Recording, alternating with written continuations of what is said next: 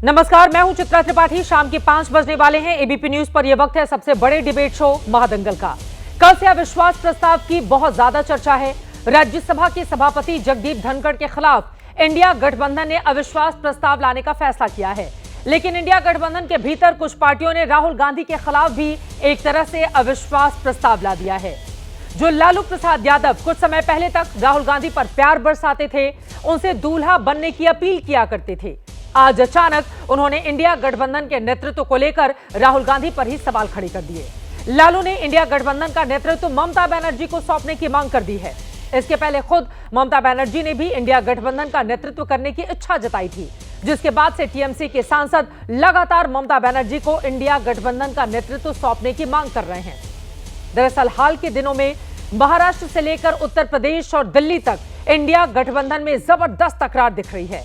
लोकसभा चुनाव के बाद एकजुटता के तमाम दावे खोखले हो गए हैं और इसी के बीच राहुल गांधी की जगह ममता बनर्जी को इंडिया गठबंधन का नेतृत्व सौंपने की मांग लगातार जोर पकड़ रही है।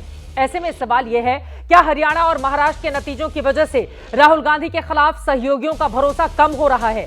क्या लोकसभा और विधानसभा चुनाव में कांग्रेस की अलग अलग चाल से सहयोगी बेहद नाराज हैं? क्या लालू बिहार चुनाव की वजह से कांग्रेस पार्टी पर दबाव बना रहे हैं? क्या कांग्रेस पार्टी अपने वोट सहयोगी दलों को ट्रांसफर नहीं करा पाती, जिसके कारण उसके साथी खुश नहीं है? क्या ममता बनर्जी गठबंधन की बेहतर नेता साबित होंगी? और सवाल यह भी है, क्या अदानी मुद्दे की वजह से गठबंधन के साथियों का रुख बदला सा दिखाई दे रहा है, जो आरोप अधीर रंजन चौधरी की ओर से लगाए जा रहे हैं? तमाम मुद्दों को लेकर आज महादंगल की शुरुआत करेंगे, लेकिन उसके पहले ये रिपोर्ट देखिए। आइए, स्वागत है, बधाई। लालू जी मतलब चैंपियन है इस चीज के। कांग्रेस की वजह नहीं हो, ममता को दो। कांग्रेस की वजह नहीं हो, ममता को दो। महाराष्ट्र के नतीजों के बाद जब इंडिया गठबंधन के नेतृत्व को लेकर पहले से घमासान मचा हुआ है, उस समय कांग्रेस के करीबी राष्ट्रीय जनता दल ने भी राहुल गांधी से किनारा कर लिया। आरजेडी अध्यक्ष लालू प्रसाद यादव से जब इंडिया गठबंधन के नेतृत्व को लेकर सवाल किया गया, तो उन्होंने साफ कर दिया, ममता बनर्जी को इसकी बागडोर सौंप देनी चाहिए। लालू ने यह भी कहा कि इस मुद्दे पर कांग्रेस के विरोध का कोई मतलब नहीं है। लालू जी, कांग्रेस उसकी आपत्ति जता रही है। लालू जी, कांग्रेस की वजह नहीं हो, ममता को दो। कांग्रेस उसकी आपत्ति जता रही है। लालू जी, कांग्रेस की वजह नहीं हो, ममता को दो। न तो ममता जी को दे दिया जाए। हाँ, दे दे। लालू का साथ मिलने से टीएमसी खुश है। टीएमसी ने कांग्रेस से अपना ईगो छोड़ने की अपील की है, लेकिन कांग्रेस का दावा है कि अदानी के खिलाफ राहुल गांधी के अभियान की वजह से नेतृत्व बदलने की मांग की जा रही है। कांग्रेस को समझना चाहिए कि कांग्रेस का लीडरशिप में इंडिया अलायंस फेल हो गया। जो लड़ाई है वो ठीक से नहीं हो रहा है, लेकिन ये लड़ाई एक लीडर चाहिए। आज देश में जितना लीडर है, जो भी है, सबसे आगे नाम है ममता दी का। कांग्रेस उनको जो ईगो है, ईगो को हटाना चाहिए। कांग्रेस उनको ईगो को लिए दीदी का 97 में कांग्रेस से निकाल दिया गया था। आज दीदी उधर रहते थे तो क्या होता? अगर कहे तो करने दीजिए। एक चीज मुझे बड़ा चकित कर रहे हैं कि जिस दिन से अदानी जी के खिलाफ राहुल गांधी अपना तेवर दिखाना शुरू किए हैं, उसी दिन से ये एक नया रुख इंडिया गठबंधन के हम देख पा रहे हैं। वहीं बीजेपी राहुल और ममता बनर्जी दोनों पर निशाना साध रही है। आपस में इनकी नोक झोंक चल रही है। उनके बड़े नेता स्पष्ट रूप से कह रहे हैं, हम राहुल गांधी जी को इंडी अलायंस का नेता नहीं मानते। रामगोपाल यादव जी ने भी प्रेस कॉन्फ्रेंस करके बड़ा स्पष्टता के साथ कहा कि राहुल गांधी जी ने ऐसा कुछ भी हासिल नहीं किया है कि इंडी गठबंधन के नेता के रूप में राहुल गांधी को देखा जाए। प्रसाद यादव जी तो सोनिया गांधी के आंचल में पहले खेला रहा और अब लग रहा है तब दूसरे आंचल में जाएंगे। ममता बनर्जी का चेहरा मुस्लिम परस्त और देश विरोधी चेहरा। ममता को नेतृत्व सौंपने की लालू यादव की मांग ऐसे समय आई है जब अगले साल बिहार में विधानसभा चुनाव होने हैं और वहां महागठबंधन में बड़ा भाई और छोटा भाई की लड़ाई तेज हो गई है।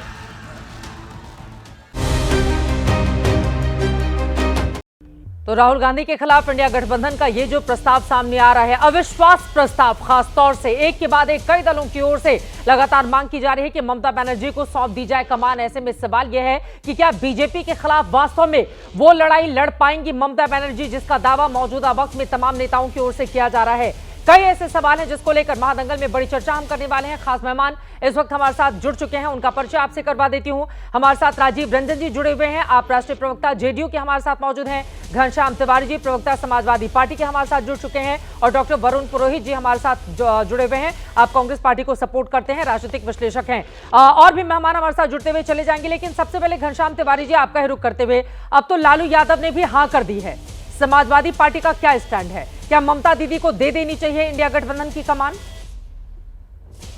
चित्रा जी नमस्कार आपको, दर्शकों और को पैनलिस्ट को। 3 बातें हैं। पहले तो मैं बहुत ही दुख के साथ अपनी बात प्रस्तुत करना चाहता हूं कि ब्रजभूषण शरण सिंह, राम रहीम, दीदी ओ दीदी जैसे ओछी बातें करने वाले लोगों के बाद गिरिराज सिंह जैसा मंत्री आपके चैनल पे कह रहा है कि पहले इनके आंचल में खेले, अब उनके आंचल में खेलेंगे। ये कौन सी भाषा है? मुझे लगता है कि भारतीय जनता पार्टी का जो महिला विरोधी चरित्र है, चाहे वो ब्रजभूषण शरण सिंह के रूप में दिखाई देता हो या उनके अन्य नेताओं के रूप में दिखाई देता हो, वो बहुत विभत्स है। ये बहुत दुखद है कि एक सीनियर केंद्रीय मंत्री इस तरह की जुबान कह रहा है कि कोई किसी के आंचल में खेलेगा। हम में से कोई भी व्यक्ति, चाहे वो किसी भी पार्टी को सपोर्ट करता हो, आपका कोई भी दर्शक जो किसी भी पार्टी को सपोर्ट करता हो, इस तरह के दुष्ट बयान को का समर्थन नहीं कर सकता। पहली बात। दूसरी बात, देश एक बहुत ही विचित्र मुकाम पर खड़ा है, जहां पर गरीब की आवाज, चाहे वो छात्र है, बेटी है, युवा है, किसान है, उसकी आवाज पार्लियामेंट में नहीं गूंज रही है। सरकार चाहती है, क्योंकि प्रधानमंत्री के अंदर ये क्षमता नहीं है, ये साहस नहीं है कि अडानी के विषय पर, मणिपुर के विषय पर, संभल के विषय पर पार्लियामेंट को फेस कर सके। सरकार चाहती है पार्लियामेंट न चले। ऐसे में इंडिया गठबंधन के पास एक बहुत ही बड़ी चुनौती है कि कौन सा नेतृत्व होगा जो प्रधानमंत्री को उनके इस असाहस में, मैं कायरता नहीं कहूंगा, इस असाहस में भी विवश करे कि वो देश के मुद्दों पर बातचीत करें। संसद हमारे देश की सबसे बड़ी पंचायत है, और ऐसे में अगर ये चर्चा मीडिया के माध्यम से, अन्य पार्टियों के माध्यम से, लालू जी जैसे बड़े नेता के माध्यम से आ रही है, तो ये चर्चा इंडिया गठबंधन में उपयुक्त समय पर, जब गठबंधन के दलों की बैठक होगी, उस समय साझा की जाएगी। और हम वो नेतृत्व चुनेंगे जो देश में अडानी के हिसाब से संसद नहीं चलेगी, देश के गरीबों के हिसाब से संसद चलेगी, देश के युवाओं के हिसाब से संसद चलेगी। और इस तरह के दुष्ट बयान देने वाले लोग जो कह रहे हैं कि कोई किसी महिला के आंचल में खेला, फिर महिला को लेकर एक बयान बिहार से भी सामने आया है, मैं उस पर आऊंगी, लेकिन मेन मुद्दे पर रह लेते हैं। वरुण पुरोहित जी, सीधे आपके पास आते हुए, मैं लौट रही हूँ। महिला के संदर्भ में एक बयान यहाँ से भी सामने आया है, बिहार से भी, उस पर भी मैं आऊंगी। लेकिन वरुण पुरोहित जी, राजनीतिक तौर पर राहुल गांधी फेल हो रहे हैं इंडिया गठबंधन में, इस तरह का परसेप्शन बन रहा है, और इसी वजह से इस तरह के बयान कि राहुल से कमान लेकर ममता बनर्जी को सौंप देनी चाहिए।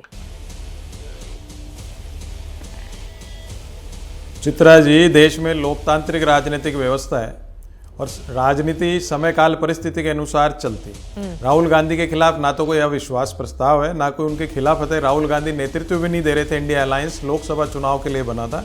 स्टेट्स में आपने देखा होगा, जहां स्टेट्स की जो परिस्थितियां थी उस हिसाब से अलायंस हुआ नहीं हुआ पार्टियों से। तो ये बार बार एक नैरेटिव, भारतीय जनता पार्टी जो मोदी सरकार है, वो अपने असली मुद्दों से भागने के लिए और पूंजीवाद को भारत की जड़ों में फंसाने के लिए देश की जनता पूंजीवाद के नेतृत्व हमें दिया जाए। लालू प्रसाद यादव कहते हैं कांग्रेस के विरोध से कुछ नहीं होगा, ममता बनर्जी को सौंप देनी चाहिए। तो इसमें बीजेपी कहां से आ गई वरुण पुरोहित जी? ये तो आपके अपने सहयोगी हैं जो इस तरह का बयान दे रहे हैं। मेरी बात तो सुन लो। जो अविश्वास प्रस्ताव राहुल गांधी के खिलाफ या राहुल गांधी फेल हो गए, ऐसी बातें तो नैरेटिव बीजेपी उठा रही है। अब मैंने आपको लोकतांत्रिक व्यवस्था की बात इसलिए की थी कि इंडिया अलायंस में थर्ड फ्रंट भी है, जिसका मैं कभी, मेरा पॉइंट ऑफ व्यू रहा था कांग्रेस को थर्ड फ्रंट के साथ अलायंस नहीं करना चाहिए, पैन इंडिया स्वयं लड़ना चाहिए था अलग अलग, क्योंकि डेमोक्रेसी होती है, सबके अलग अलग व्यूज होते हैं। अब आज की परिस्थिति में अगर थर्ड फ्रंट के जो रीजनल पार्टीज, उनको ऐसा लग रहा है कि वो एक होकर के एक फ्रंट और तैयार करें या कांग्रेस के साथ रहना चाहे नहीं रहना चाहे, तो डेमोक्रेसी है। कांग्रेस पार्टी तो पैन इंडिया आज भी सबसे बड़ी पार्टी है। सीटें चाहे कब 100 सीटें आए, चाहे तो 150 सीटें, कांग्रेस तो हमेशा से सबके दिल में, आत्मा में व्याप्त है। आज भारतीय जनता पार्टी भी आदि कांग्रेस ही है। तो ये करना बार बार जैसे, क्योंकि इंदिरा गांधी का अक्स आ गया पार्लियामेंट में, जब प्रियंका जी आ गई, व्याप्त है कांग्रेस पार्टी, तो सहयोगी दल क्यों नेतृत्व पर सवाल खड़े कर रहे हैं? इस बात को आपको समझना होगा ना वरुण पुरोहित जी। अभी एक मैप मैं दिखाऊंगी अपने दर्शकों को, जिसके जरिए दर्शक ये समझ पाएंगे कि अगर सहयोगी दलों की ओर से लगातार इस तरह की मांग बुलंद की जा रही है तो उसके पीछे की वजह क्या है। राजीव रंजन जी हमारे साथ वरिष्ठ नेता जेडीयू के जुड़े हुए हैं, जल्दी से एक टिप्पणी ले लेती हूं। राजीव रंजन जी, अगर ममता बनर्जी कमान स्वीकार कर लेती हैं फिर तो एनडीए की ही मुश्किलें बढ़ेंगी ना। और देखिए यहां पर हम मैप दिखा रहे हैं, इसको फुल फ्रेम अगर एक बार आप दिखा पाए। देखिए कांग्रेस पार्टी कहां पर खड़ी हुई है, कर्नाटका, तेलंगाना और हिमाचल प्रदेश, जहां पर सीधी लड़ाई यहां पर हुई थी। और खासतौर से तेलंगाना को छोड़ दें क्योंकि वहां पर सीधी लड़ाई बीआरएस के साथ थी, तो कर्नाटका और हिमाचल प्रदेश को लेकर भारतीय जनता पार्टी को सिर्फ यहां पर मात देने में कांग्रेस पार्टी कामयाब रही। दूसरी जगहों पर इंडिया गठबंधन देखिए, पंजाब हो, दिल्ली हो, जम्मू कश्मीर, पश्चिम बंगाल, तमिलनाडु, केरल, झारखंड, यहां पर झारखंड और तमिलनाडु जहां पर वो सरकार में शामिल है, बाकी जगह केरल में आमने सामने की लड़ाई लड़ती है कांग्रेस। पंजाब में आम आदमी पार्टी कांग्रेस आमने सामने की लड़ाई लड़ते हैं। दिल्ली में मोदी को हराने के लिए गठबंधन बना था, लेकिन विधानसभा का चुनाव आते आते आम आदमी पार्टी ने कहा कांग्रेस अकेले जाए, हम तो अकेले जाएंगे भैया। जम्मू कश्मीर में सरकार में वो शामिल नहीं है। पश्चिम बंगाल में दीदी कांग्रेस को भाव ही नहीं देती हैं। हम सब ने देखा था किस तरह से विधानसभा का चुनाव हो, लोकसभा का चुनाव हो, दीदी अकेले जाती हैं और कांग्रेस पार्टी को आंखें दिखाती हैं। और तमिलनाडु में वो डीएमके के साथ वहां पर आपको बताते चले सरकार में शामिल है। केरला में लेफ्ट दलों की सरकार है। मेरा ये सवाल है राजीव रंजन जी, अगर ममता बनर्जी स्वीकार कर लेती हैं इंडिया गठबंधन का नेतृत्व, फिर तो मुश्किलें आप लोगों की ही बढ़ेंगी। देखिए, सबसे पहले तो मैं एक बात कहना चाहूंगा, ये बेहद दुखद है। लोकतंत्र को सशक्त बनाए जाने के लिए विपक्ष का भी मजबूत होना बेहद आवश्यक होता है, लेकिन ये सर्कस में ये गठबंधन तब्दील हो गया है। अजीबोगरीब हरकतें गठबंधन के साथियों की ओर से आए दिन आपको दिखेंगी। और ये गठबंधन दरअसल है कहाँ? आपने तो काफी तफसील के साथ राज्यवार पूरा ब्यौरा दे दिया है कि किन राज्यों में ये एक दूसरे के साथ लड़े, किन राज्यों में एक दूसरे के खिलाफ लड़े। एक अलायंस का अर्थ क्या होता है? आप सीटों का तालमेल करते हैं, मुद्दों पर आपकी सहमति होती है, कम से कम न्यूनतम सहमति के जो विषय हैं उसको आप तय करते हैं, आपका कोई नेतृत्व करता होता है। लेकिन इसमें से इंडिया गठबंधन के पास क्या है? दरअसल ममता जी, अगर हम गठबंधन राजनीति की बात करें तो इंडिया के साथियों के खिलाफ लड़ रही थी चुनाव, और वो इंडिया की अब सदारत चाहती हैं। इंडिया की अगुवाई कांग्रेस करने में नाकाम रही है, ये कांग्रेस को भी पता है।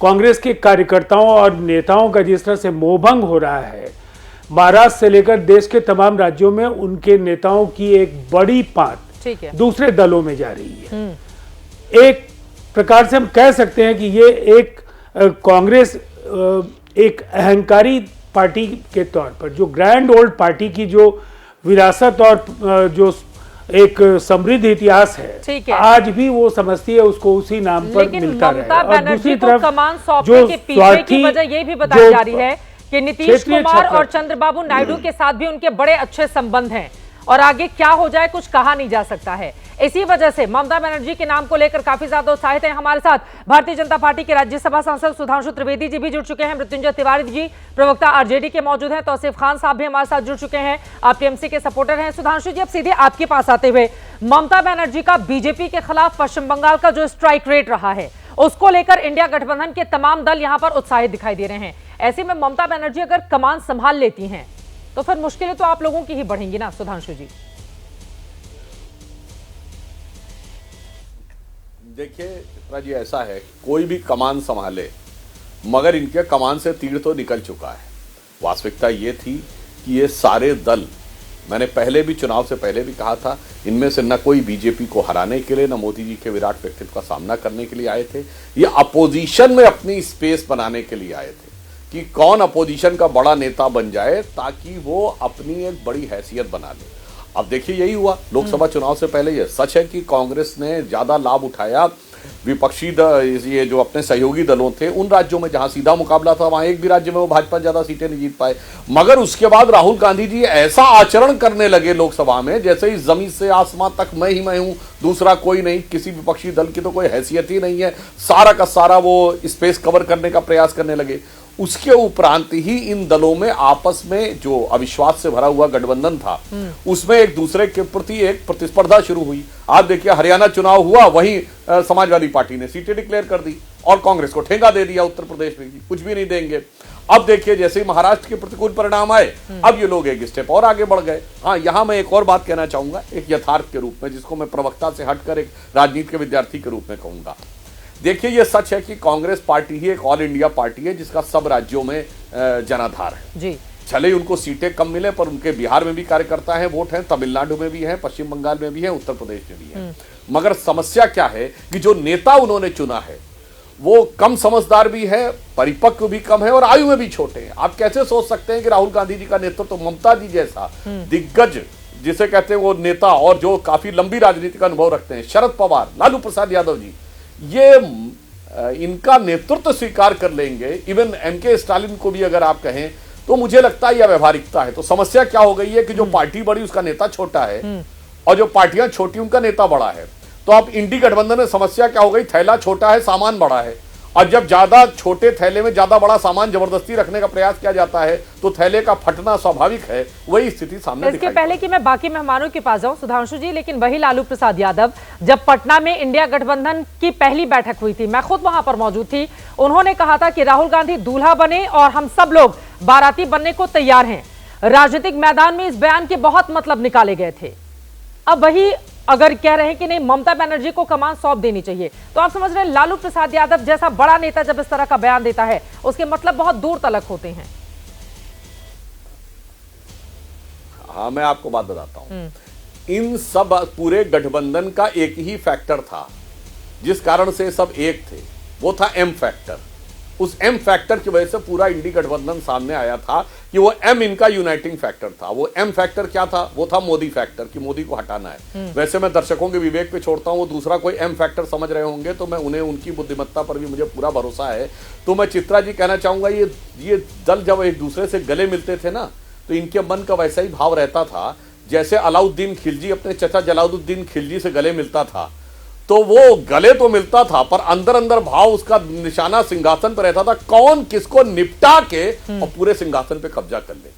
तो लालू यादव जी ने जब तब बोला था तब फैक्टर दूसरा था, अब जो बोल रहे हैं वो फैक्टर दूसरा है। तो वही जैसे जलालुद्दीन और अलाउद्दीन खिलजी एक दूसरे से मिलते थे उसी भाव से ये दोनों एक दूसरे से मिले हैं। अब इनका भाव अपने असली चेहरे के रूप में सामने आ रहा है, मुखौटा हटता जा रहा है। अब इतने सारे एम की आपने बात कर दी है, मृत्युंजय तिवारी जी भी एक एम फैक्टर आरजेडी के हमारे साथ बैठे हुए हैं। मोदी और ममता को लेकर चर्चा हो रही है। मृत्युंजय तिवारी जी, तो एक और एम को मैं लेकर आती हूं चर्चा में, ये मोहभंग क्यों हो गया राहुल गांधी से?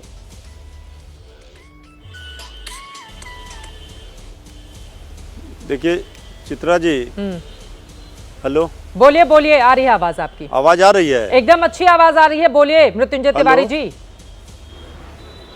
जी देखिए चित्रा जी, हमने आपका सवाल को नहीं सुना, थोड़ा एक बार सवाल दोहरा देते तो। चलिए ठीक है, मुझे लगता है लालू प्रसाद यादव का वो बयान सुना देते हैं, उसके बाद मृत्युंजय जी मैं आ रही हूं आपके पास। लालू प्रसाद यादव ने राहुल गांधी के संदर्भ में कैसे उन्हें दूल्हा बनने की नसीहत देकर खुद बाराती बनने को तैयार थे, लेकिन अभी कह रहे हैं कि राहुल से छीनो, ममता बनर्जी को सौंपो। सुन लेते हैं लालू प्रसाद यादव का पुराना बयान। बात तो हम लोग का सलाह माने नहीं दिया, नहीं किया, शादी कर लेना चाहिए था। अभी भी समय गया, बीता नहीं है। शादी करिए और हम लोग बाराती चले, शादी करिए, बात मानिए। मम्मी आपकी बोलती थी कि आप हमारा बात नहीं मानता, शादी करवाइए आप। लालू जी, कांग्रेस उसकी आपत्ति जता रही है। लालू जी, कांग्रेस को जताने से नहीं होगा, ममता को दो न तो ममता जी को दे दिया जाए। हाँ दे दे। दरअसल राजनीति के मैदान में सिर्फ शादी तक लालू यादव के पुराने बयान को सीमित आप मत मानिए। केंद्र के लिए भी उन्होंने दूल्हा बनने की नसीहत राहुल को दी थी, लेकिन उसके बाद परिणाम क्या रही हमारे सामने है। अब मृत्युंजय जी, आपने सुन लिए दोनों पुराने बयान, ये मोहभंग क्यों हो गया? मेरा सीधा सा सवाल है राहुल गांधी से, आरजेडी का। देखिए चित्रा जी, राहुल गांधी जी इंडिया गठबंधन के लोकसभा में ओपोजिशन के लीडर हैं, नेतृत्व कर रहे हैं जी। कांग्रेस पार्टी से, आरजेडी पुराना गठबंधन कांग्रेस पार्टी से रहा है। आदरणीय लालू जी ने क्या कहा, जब कोई गठबंधन का, इंडिया गठबंधन की मजबूत घटक दल के रूप में ममता दीदी हैं, मजबूत स्तंभ हैं, और गैर भाजपा विपक्षी दलों की एकजुटता के सबसे बड़े आर्किटेक्ट लालू जी माने जाते हैं, सूत्रधार हैं।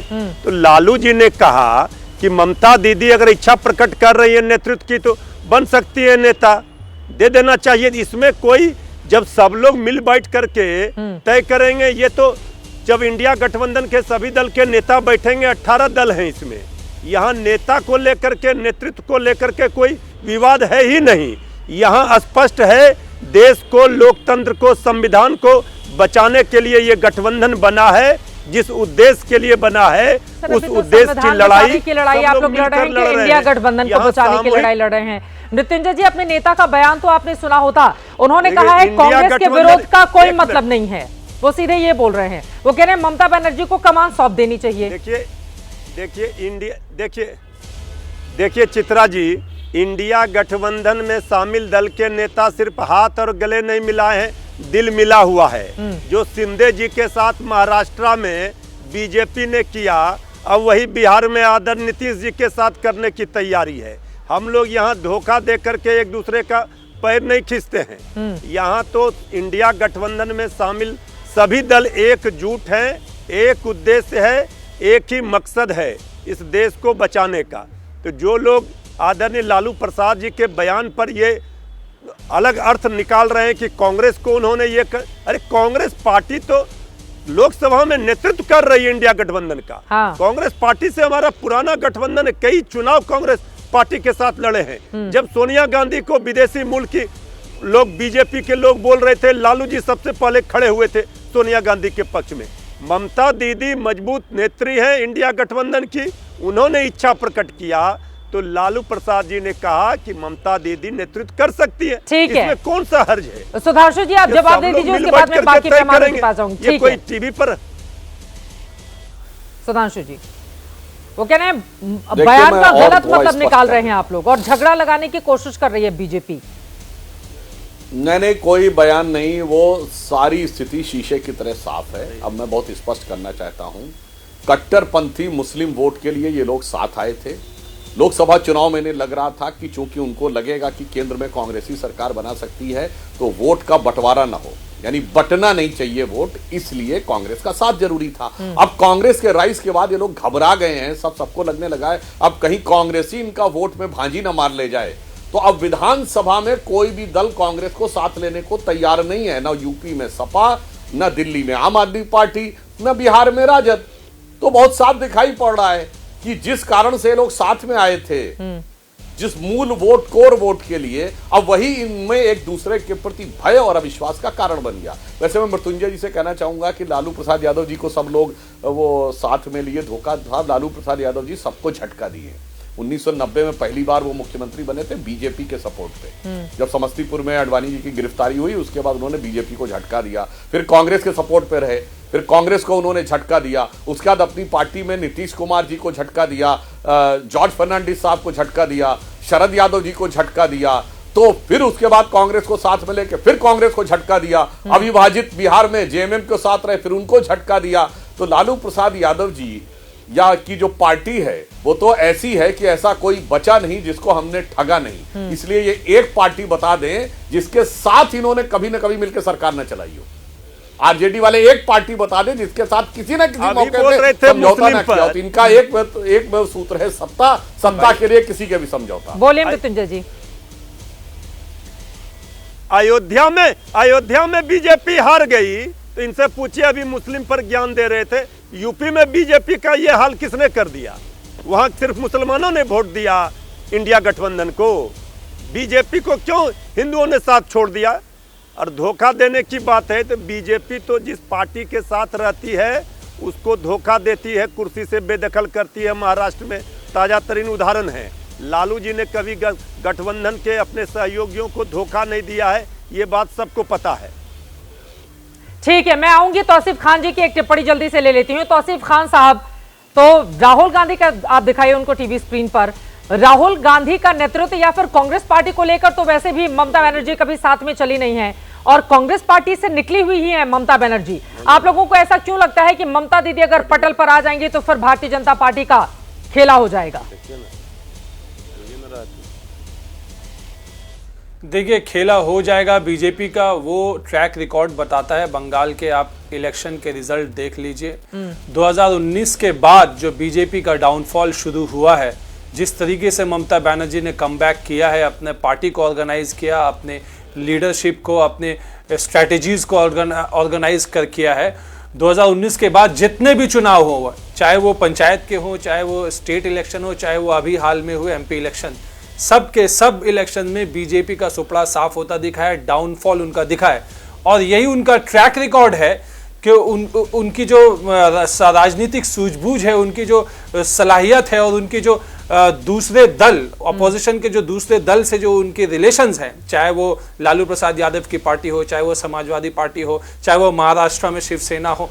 देखिए, ममता बनर्जी एक आज के दौर पे पूरे देश में एक वाहिद ऐसी लीडर है जो कि बहुत ही पॉपुलर मास लीडर और कद्दावर नेता, और वो एक महिला मुख्यमंत्री के तौर पे उनकी जो एक्सेप्टेबिलिटी है सारे देश भर में, उसका कोई तोड़ नहीं है। आज अगर इंडिया अलायंस की जहां तक बात हो रही है, आज इंडी ग्रुप की बात हो रही है, उसको लीड करने की बात हो रही है। ये कोई प्राइम मिनिस्टर कैंडिडेट डिक्लेरेशन की बात नहीं हो रही। ये बात हो रही कि ये जो गुट, जिसकी एक जो इसकी ये मंशा थी, एक एम था कि किस तरीके से बीजेपी को साफ किया जाए, बीजेपी को दिल्ली से पावर से हटाया जाए, ये उस गोल को अचीव करने की स्ट्रैटेजी है, जिसमें ममता बनर्जी के लिए सहमति आपने देखा भी है। उत्तर प्रदेश से, बिहार से, महाराष्ट्र से नेताओं ने ऑलरेडी अपनी सहमति भी दिखा दी है, जाहिर की है कि हाँ, ममता बनर्जी को कमान सौंप दिया जाए। और क्यों ना सौंपा जाए, जबकि वो 3 दफा की चीफ मिनिस्टर हैं, 5 दफा वो मेंबर ऑफ पार्लियामेंट रह चुकी है, 2 दफा से ज्यादा वो जो यूनियन मिनिस्ट्री होल्ड कर चुकी है। उनकी जो राजनीतिक सूझबूझ है, वो चाहे पीवी नरसिम्हा राव जब प्राइम मिनिस्टर थे उस जमाने से लेकर के आज के जमाने तक, उनकी पॉलिटिकल लैंडस्केप में जो प्रेजेंस है, वो जो डोमिनेंस के साथ, वो जो जिस तरीके से देश भर में लोग जानते हैं उनको बिल्कुल देना चाहिए। और मैं एक बात जरूर कहना चाहूंगा, आज वैसे तो सुधांशु जी बड़े विद्वान लोग हैं, वो उनकी जो नॉलेज हमेशा ठीक रहती है, लेकिन आज उन्होंने अपने आप को एक्सपोज कर दिया, शाखा से होकर के वो जरूर आए, क्योंकि उन्होंने अभी कहा कि जलालुद्दीन और अलाउद्दीन जैसे मिलते थे, तो उन्हें मैं याद दिला दूं, जलालुद्दीन अकबर का जमाना और अलाउद्दीन खिलजी का जमाना में कई सेंचुरीज का डिफरेंस है। वो एक दूसरे से कभी नहीं मिलते थे, उनका जमाना अलग था, उनका जमाना और दोनों का जमाना अलग था। कृपया ये अपने आप को अपने शाखा के और अपने बीजेपी के जो प्रधानमंत्री ने भी इस दफा कई दफा इस तरह की बातें की है, वो एक्सपोज कर रहे हैं। और यही वजह है कि ममता बनर्जी को कमान देना चाहिए। बीजेपी का सफाया ममता बनर्जी करेगी, उन्हीं के अंदर वो काबिलियत है, ममता बनर्जी के भीतर, वो बता रहे हैं। सुनिए तौसीफ खान साहब, आपको लगता अपनी ये हिस्ट्री नहीं पता है। मेरे भाई, आपको पता नहीं कि अलाउद्दीन खिलजी के चचा का नाम जलालुद्दीन खिलजी था, और चचा को मारकर गद्दी पे बैठा था और गले मिलके ही मारा था। कहा भैया कुछ पढ़े नहीं हो, सिर्फ एक जलालुद्दीन नहीं हुआ है पूरी हिस्ट्री में। मैंने कहा था, बोला भी था, जैसे जलालुद्दीन अकबर की बात कर रहे हैं, खिलजी मिला था। आप जलालुद्दीन अकबर की बात कर रहे हैं कि जलालुद्दीन खिलजी की बात करें, वो आप क्लैरिफाई करें। और अकबर का भी पूरा नाम सुनो भाई, तौसीफ भाई, अरे छोड़िए अब उस बात को छोड़िए। आप लोगों का तो कितना, जलालुद्दीन अकबर का पूरा नाम जलालुद्दीन अकबर नहीं, जलालुद्दीन मोहम्मद अकबर था। खैर, मगर आप लोग क्या कहे, आप तो अभी आपके नेता कहे बाबरी मस्जिद बनवाएंगे। देखिए आ गए ना, क्या गजब का वोट के ऊपर है कि तृणमूल कांग्रेस के एक नेता ने कहा कि बंगाल में बाबरी मस्जिद बनाए। खैर, आपका एक और मैं फैक्ट चेक कर दूं तौसीफ भाई, आपने ये कहा कि 2019 के बाद बीजेपी का डाउनफॉल हुआ है, 2019 के बाद बंगाल विधानसभा का चुनाव हुआ, 2021 में बीजेपी की 2016 में 3 सीटें थी, आज 77 सीटें हैं। मेन अपोजिशन पार्टी कौन? बीजेपी। 38% वोट किसका? 2019 में एमपी सीट कितना था उससे जोड़ो, कांग्रेस और कम्युनिस्ट को खत्म कर दिया। अब दूसरी बात, अब 2019 में बीजेपी का एमपी सीट कितना था, पहली बात चेक कर लीजिए। और एक बार सुधांशु जी की बात खत्म हो जाए फिर आ रही हूं तौसीफ जी। ठीक है अपने टर्न पे बोलिए। आप अपने टर्न पे बोलिए भाई, अपने टर्न पे बोलिए। और यह बिल्कुल सत्य है कि आज पश्चिम बंगाल वो एक राज्य है, अगर 12 साल पहले चीन के बाद सबसे बड़ी जनसंख्या कहीं कम्युनिस्टों के अधीन थी तो पश्चिम बंगाल में थी। आज बीजेपी ने पश्चिम बंगाल की राजनीति को उस मुकाम पे पहुंचाया, कम्युनिस्ट साफ, कांग्रेस साफ, आज लड़ाई ये है तौसीफ भाई कि हमने उस मुकाम पे पहुंचाया है कि ममता बनर्जी को भी चुनावी सभा में चंडी पाठ करके दिखाना पड़ता है। यह बदलाव हम लाने में सफल हुए और आप कह रहे हैं कि साहब बीजेपी डेसिमेट होती चली जा रही है, मगर कोई बात नहीं। जिस प्रकार की घटनाएं हो रही हैं पश्चिम बंगाल में, अगर वो घटनाएं इंडी गठबंधन के लिए आदर्श हो तो वो उनका नेतृत्व मान सकते हैं। और चित्रा जी एक बात कह दूं, यहां जानते हैं ममता जी को बनाने में सबको सुविधा क्या है? लालू यादव जी को कोई खतरा नहीं है कि उनका एम फैक्टर इससे प्रभावित होगा, सपा को कोई खतरा नहीं है कि उनका एम फैक्टर प्रभावित होगा, डीएमके को कोई खतरा नहीं है कि उनका एम फैक्टर प्रभावित होगा। कांग्रेस का राइज होगा तो सबका प्रभावित होगा। कर्नाटक में उदाहरण है, जेडीएस का वोट खा के ये कांग्रेस आगे बढ़ी। यहां देखिए बदरुद्दीन अजमल की पार्टी एआईयूडीएफ का वोट खा के कांग्रेस असम में आगे बढ़ी, और देखिए एनसीपी का वोट खा के महाराष्ट्र में आगे बढ़ी। इसलिए तौसीफ भाई गहराई से विश्लेषण करिए, तब समझ में आएगा ममता जी के प्रति ममता नहीं है, बल्कि अपने वोट के प्रति ममता है, जिसकी वजह से ममता जी को आगे करने के लिए दिखाई पड़ रहा है। लेकिन घनश्याम तिवारी को क्या परेशान होने की जरूरत है? 84 के बाद तो वहां पर कांग्रेस पार्टी कभी सरकार में आई ही नहीं घनश्याम तिवारी जी। लेकिन मेरा ये सवाल है, ममता बनर्जी ही लीड क्यों करे? आपकी पार्टी दूसरे नंबर की पार्टी है, उसके बावजूद आप लोग चाहते हैं कि ममता बनर्जी लीड करें घनश्याम तिवारी जी इंडिया गठबंधन में। देखिए तीन अहम बातें चित्रा जी, और मुझे लगता है कि आप मुझे बोलने देंगे, बीच में टोकेंगे नहीं। पहली बात कि यहाँ पर भारतीय जनता पार्टी विद्वान प्रवक्ता है, बहुत ही विद्वान प्रवक्ता है, सांसद हैं, लेकिन अगर वो प्रवचन देने लगे तो भूल जाते हैं कि जम्मू कश्मीर से लेकर केरल तक और गुजरात से लेकर के मेघालय तक, अरुणाचल प्रदेश तक, कोई ही राज्य ऐसा होगा जहां पे अपने सहयोगी दल को भारतीय जनता पार्टी ने पीठ में छुरा न घोंपा हो। क्योंकि उन्होंने खिलजी की बात की, इसलिए मैं उस मुहावरे का इस्तेमाल कर रहा हूं। उस मुहावरे को और आगे बढ़ाता हूं। उन्होंने कहा कि किसने किसको क्या कहा। 2019 अप्रैल में तेलुगु देशम के अध्यक्ष चंद्रबाबू नायडू जी ने कहा मोदी कट्टर आतंकी हैं। मैं ये जनसत्ता अखबार पढ़ रहा हूं। उन्होंने कहा नरेंद्र मोदी कट्टर आतंकी हैं, वो अच्छे धार्मिक व्यक्ति नहीं है। मैं यहाँ मौजूद अल्पसंख्यक समुदाय के भाइयों से एक ही दरखास्त करूंगा, अगर आप मोदी को वोट देंगे तो ढेर सारी समस्याएं खड़ी हो जाएंगी। और इसके साथ उन्होंने कहा मैं ही पहला शख्स था जिसने 2002 के गुजरात दंगों में उनकी इस्तीफा की मांग की थी। नरेंद्र मोदी जी ने क्या कहा था चंद्रबाबू नायडू जी के लिए? उन्होंने बाहुबली फिल्म के जो विलेन से उनका कंपैरिजन किया था और कटप्पा की बातें की थी। तो ये जो भारतीय जनता पार्टी है, इसने अनेक पार्टियों के पीठ में छुरा घोंपा है।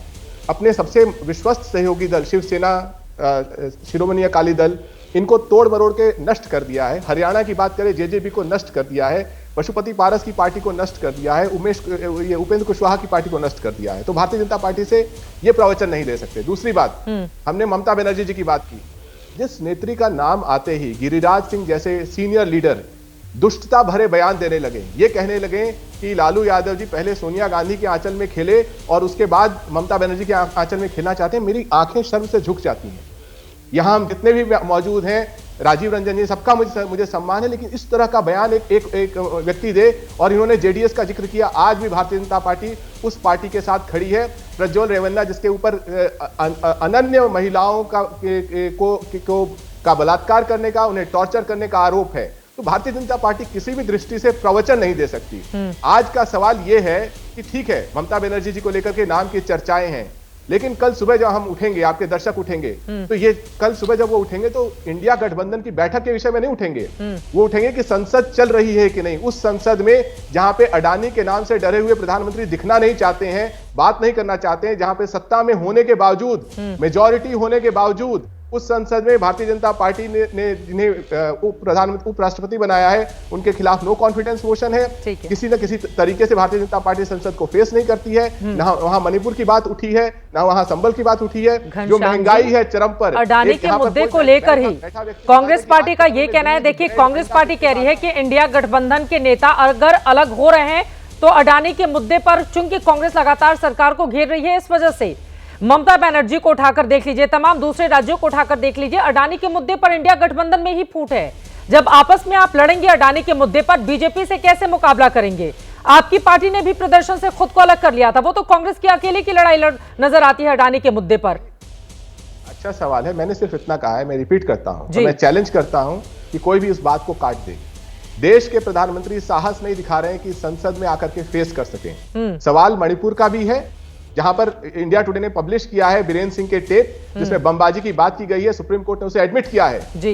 विध्वंस है मणिपुर में, जहां पर महंगाई भी, आज गरीबी की मार देखिए, जहां पे ईवीएम भी है, जहां अडानी का मुद्दा नहीं है। अडानी ने संविधान की शपथ नहीं ली है, देश के प्रधानमंत्री ने संविधान की शपथ ली है। तो कम से कम इतना तो साहस होना चाहिए। आप कह रहे हैं कि हमारा अश्वमेध यज्ञ चल गया है, हम हर जगह काबिज हैं, इतना तो साहस होना चाहिए कि जिस संसद में आपकी मेजोरिटी है, अनन्य दल आपके सहयोगी हैं, उसे फेस कर सके। राजीव रंजन जी, मैं फौरन आ रही हूँ आपके पास। नीतीश कुमार के संदर्भ में भी एक बयान लालू यादव का आया है और ये इन्होंने भी सवाल खड़े किए, लेकिन अडानी के मुद्दे पर सुधांशु त्रिवेदी जी, आप लोग डरते हैं, सामना नहीं करना चाहते, इस वजह से संसद की कार्रवाई बार बार बाधित कर रही है सरकार, वो आरोप लगा रहे हैं। मैं समझ नहीं पा रहा हूं, घनश्याम तिवारी जी इस समय समाजवादी पार्टी के प्रवक्ता हैं कि कांग्रेस पार्टी के? भाई प्रोफेसर राम गोपाल बहुत साफ साफ बोल चुके हैं कि संभल मुद्दा है, ये सारा तो कोई मुद्दा ही नहीं है। ये समाजवादी पार्टी ने एक नोटिस दिया हो अडानी पे तो बताइए, एक नोटिस। सारे नोटिस राज्यसभा में आपके नेताओं ने दिए संभल पे। तो भैया ये आखिर डिबेट में किसका पक्ष लेने लगते हैं? और आप तो पढ़े लिखे आदमी हैं, आप एकमात्र हार्वर्ड एजुकेटेड प्रवक्ता हैं समाजवादी पार्टी के।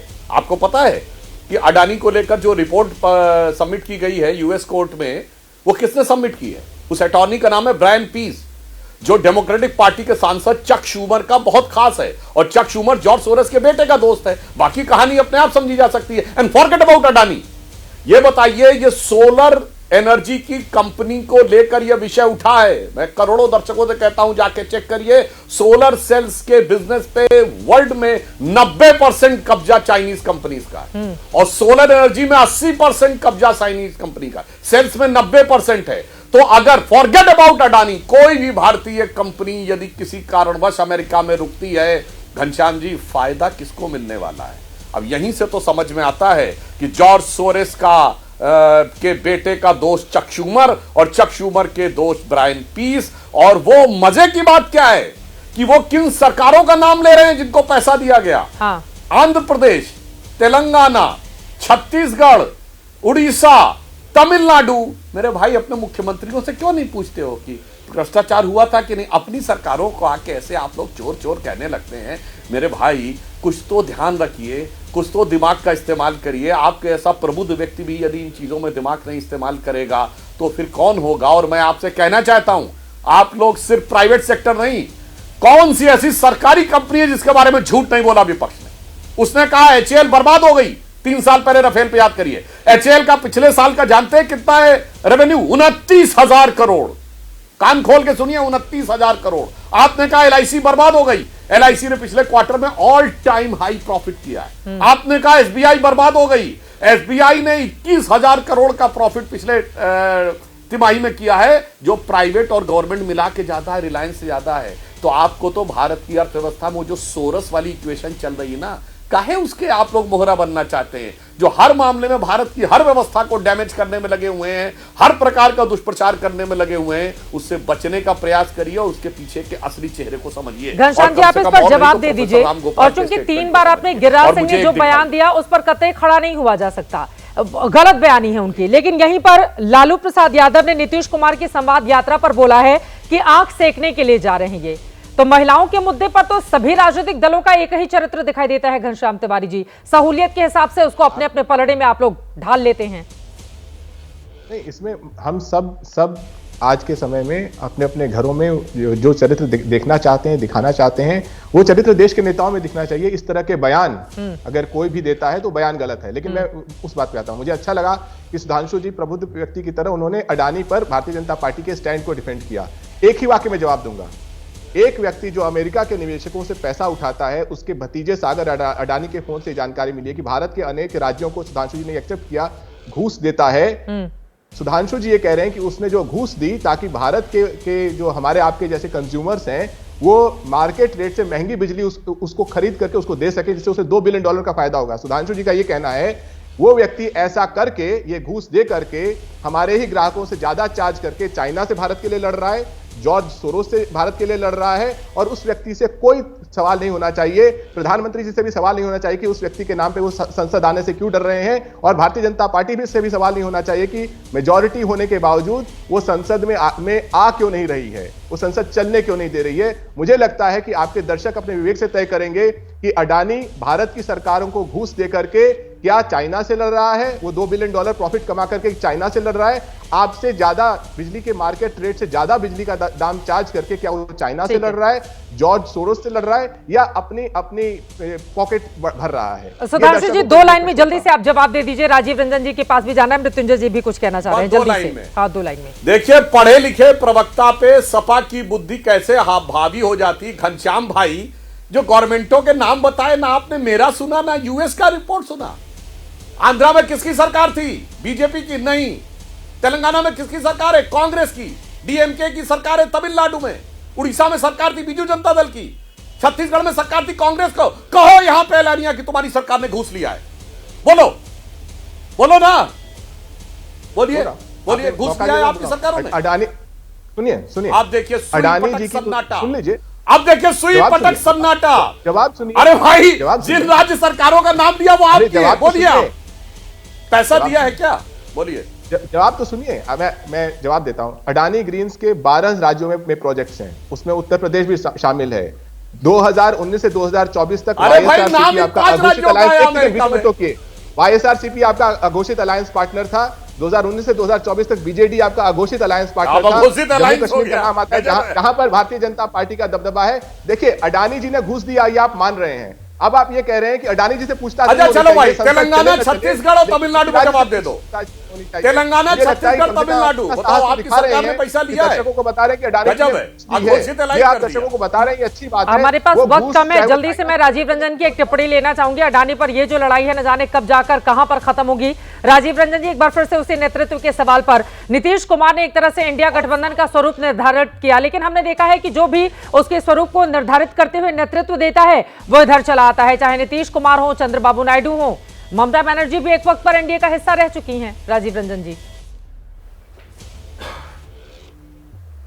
देखिए, नीतीश कुमार जी की दूरदर्शिता की दाद पूरा देश इसीलिए देता है, उन्होंने महसूस कर लिया था कि इंडिया गठबंधन के अंदर जो कोहराम है, जिस तरह से व्यापक असहमति है, कांग्रेस अहंकार से मुक्त नहीं हो सकती है, और जो क्षेत्रीय छत्रपों की जो ईर्ष्या और उनका जो द्वेष एक दूसरे के प्रति था, उसमें संवादहीनता की स्थिति थी। इसलिए इसे एक बड़े बिखराव की तरफ तो जाना ही था। लेकिन मुझे ऐसा लगता है कि इतनी जल्दी ये बनने के तुरंत बाद बिखरना शुरू होगा, ये किसी ने नहीं सोचा होगा। इसकी बुनियाद तो पहले चुनाव जो 3 राज्यों के हुए, मध्य प्रदेश, छत्तीसगढ़ और राजस्थान के, वहाँ से इसकी पटकथा की रचना हो गई, और उसके बाद लगातार ये दरअसल एक इनविजिबल अलायंस है, मिस्टर इंडिया की तरह है। ये अलायंस है ही नहीं है, ये किसे दिखता है मैं नहीं जानता हूँ। राज्यों में चुनाव अगर कहीं 1-2 जगह लड़ते हैं तो कहीं महायुति, कहीं महागठबंधन।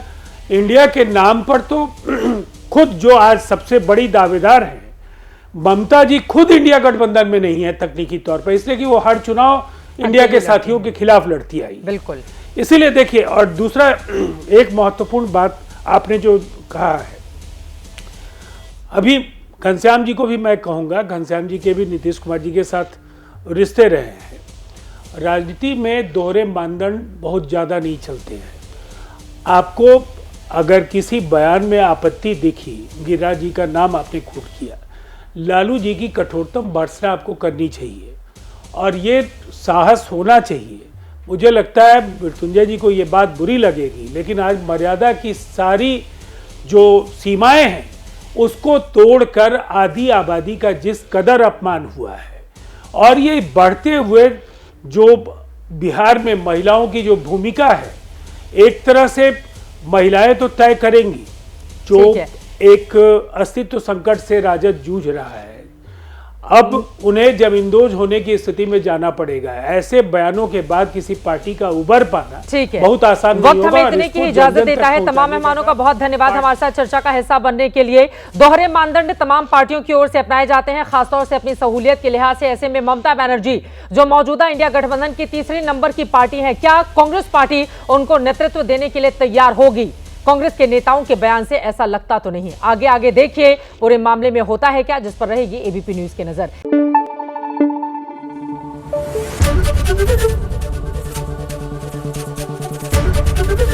एबीपी न्यूज आपको रखे आगे।